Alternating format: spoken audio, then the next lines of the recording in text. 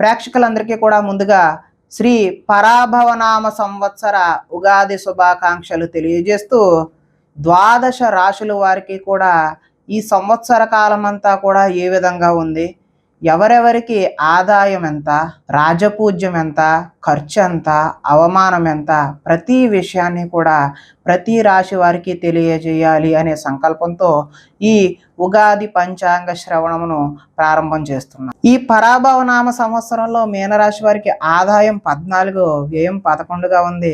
రాజపూజ్యం 7, అవమానం 2గా ఉంది. ఈ రాశి వారికి గురువు జూన్ 1వ తేదీ వరకు చతుర్థ స్థానమందు రజితమూర్తిగా సౌభాగ్యకరమైనటువంటి ఫలితాలను అందజేస్తారు. తదుపరి జూన్ 2 నుండి పంచమ స్థానమందు తామ్రమూర్తిగా సామాన్యమైనటువంటి ఫలితాలను మాత్రమే ఇస్తాం. రాహుకేతువులు 2026 డిసెంబర్ 5వ తేదీ వరకు జన్మ సప్తమ స్థానములందు సువర్ణమూర్తులుగా విశేషమైనటువంటి ధనయోగాలను కలగజేస్తారు. ఆ తదుపరి డిసెంబర్ 6వ తేదీ నుండి ద్వితీయ అష్టమ స్థానములందు లోహమూర్తులుగాను సామాన్యమైనటువంటి ఫలితాలను మాత్రమే ఇస్తారు. జూలై 26వ తేదీ నుండి డిసెంబర్ 11వ తేదీ మధ్యలో రేవతి ఉత్తరాభాద్ర నక్షత్రంలో శని వక్ర సంచారం వలన రుణముల ఒత్తిడి పెరిగి కొంత ఇబ్బంది పడవలసి వస్తుంది. శిరస్సు పాదముల సంబంధ అనారోగ్య సమస్యలు అయితే ఉంటాయి. జూన్ నెలారంభం నుండి గురుని పంచమ స్థానం వలన చాలా ఆశావాహంగా ఉండి ధనవృద్ధి, కుటుంబ వృద్ధి కలుగుతుంది. సత్సంతానం కలుగుతుంది. ఎవరికైతే సంతానాలు ఏమితో ఇబ్బంది పడుతున్నారో వారికి చక్కటి శుభమైనటువంటి ఫలితాలు కలిగే అవకాశం ఉంది. రాహు వ్యయస్థానంలో అనవసరమైన ఖర్చులకు విదేశీ ప్రయాణాలను అయితే సూచిస్తుంది. వ్యాపారాల్లో పెట్టుబడులు తగ్గించడం అయితే మంచిది.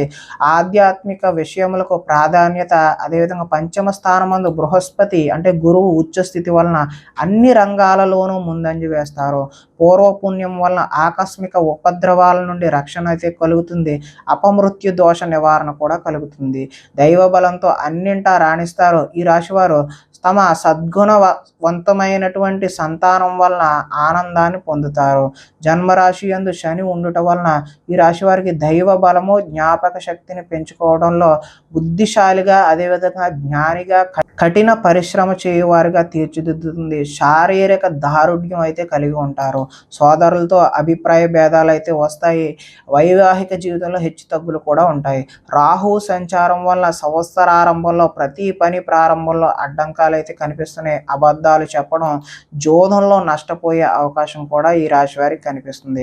ఇతరులపై దౌర్జన్యం, మోసం చేస్తారు. దొంగతనం వంటి నేరారోపణలతో కూడా ఎదుర్కొనే అవకాశం అయితే ఉంది. మానసిక సమస్యలు, నిద్రలేమి మిమ్మల్ని ఇబ్బంది పెట్టే అవకాశం ఉంది. రుద్రాభిషేకం చేయడం వల్ల అపమృత్యు దోష నివారణ కూడా జరుగుతుంది. మృత్యుంజయ మంత్రంతో గృహంలో శాంతి అయితే జరుగుతుంది. ఆత్మహత్యా ప్రయత్నాలను కూడా మీరు నివారించుకోవచ్చు.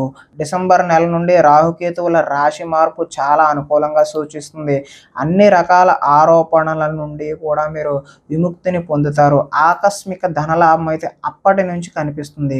భూగృహ స్థిరాస్తులు అయితే వృద్ధి అవుతాయి. వ్యాపారాల్లో పెట్టిన పెట్టుబడులు కలిసి వస్తాయి. ఇనుము వ్యాపారం చేసేవారికి అయితే బాగా కలిసి వచ్చే సమయంగా చెప్పవచ్చు. చేపలు, రొయ్యలు మొదలగు వ్యాపారముల వారికి గతం కంటే కొంత మెరుగైనటువంటి ఫలితాలు ఉంటాయి. రైతులకు పంటలు కలిసి వచ్చే అవకాశం కూడా ఉంది. ఆకస్మిక ధనలాభం, భూగృహ స్థిరాస్తులు వృద్ధి అవుతాయి. అదేవిధంగా పరిశోధనా రంగం వారికి నూతన ఆవిష్కరణలు చేయడం వల్ల గుర్తింపు వస్తుంది. గాయకులకు, సాహిత్య కళాకారులకు గుర్తింపు తెచ్చే సమయంగా ఉంది. రచయితలకు, పుస్తక వ్యాపారం, స్టేషనరీ వ్యాపారస్తులకు అయితే కలిసి వస్తుంది. రాజకీయ నాయకులకు ప్రజా సంబంధాలు అయితే బలపరుచుకుంటారు. కీర్తి ప్రతిష్టలు అయితే పెరిగే అవకాశం ఉంది. ఈ యొక్క మీనరాశి వారికి అదృష్ట సంఖ్య అయితే 7. గురువారం, సోమవారం, మంగళవారం కలిస్తే ఆ రోజున మీరు మొదలుపెట్టిన ప్రతి పని కూడా నిర్విఘ్నంగా పూర్తి అవుతుంది. అదేవిధంగా ఆంజనేయ ఆరాధన, దుర్గా ఆరాధన, శివారాధన చేయడం కూడా మీకు చక్కటి మరింత శుభకరమైనటువంటి ఫలితాలు కలగజేయడంలో ఆస్కారం ఉంటుంది అని తెలియజేస్తూ, ప్రేక్షకులందరికీ కూడా ముఖ్య గమనిక ఏంటంటే ఇప్పటి వరకు మేము చెప్పినటువంటి ఫలితాలన్నీ కూడా గోచార ఫలితాలు. అంటే ఈ యొక్క ఒకే రాశిలో ఉన్నటువంటి కోటాను కోట్ల అంతమందికి కూడా వర్తించేటటువంటి ఫలితాలు మాత్రమే. మీ యొక్క వ్యక్తిగత జాతకం తెలుసుకోవాలి అన్నా, ఏదైనా సమస్యతో ఇబ్బంది పడుతున్నా కానీ, మీరు అదృష్టరత్నం గురించి తెలుసుకోవాలి అని అనుకున్నా, మీ వ్యాపారాలు వృద్ధి కావాలన్నా, వివాహాలు కుదరాలన్నా, ఏ సమస్యతో ఉన్నా సరే ఇక్కడ కనిపిస్తున్నటువంటి ఈ వాట్సాప్ నెంబర్కి మీరు వాట్సాప్ చేయొచ్చు, లేదంటే కాల్ చేసి అపాయింట్మెంట్ కూడా తెలుసుకోవచ్చు. ప్రతి సమస్యకు కూడా పరిష్కారం తెలియజేయడం జరుగుతుంది. సమస్య లేని మానవుడు ఉండడు, పరిష్కారం లేని సమస్య కూడా ఉండదు అనే విషయాన్ని గుర్తుపెట్టుకోండి. ప్రతి విషయానికి కూడా, ప్రతి సమస్యకు కూడా పరిష్కారం తప్పకుండా ఉంటుంది. అది కొంచెం లేట్ అయ్యే అవకాశం ఉంటుంది తప్పితే పరిష్కారం లేకుండా అయితే ఉండదు. ఈ విషయాన్ని ప్రతి ఒక్కరూ గుర్తుపెట్టుకొని భగవంతుడిపై భారం వేసి భగవంతుని ఆరాధన చేయడం వల్ల ప్రతి సమస్య నుండి కూడా అధిగమించడం జరుగుతుంది. నేను అశోక్ రెడ్డి, వాస్తు మరియు జ్యోతిష్య కన్సల్టెంట్. ధన్యవాదాలు. స్వస్తి.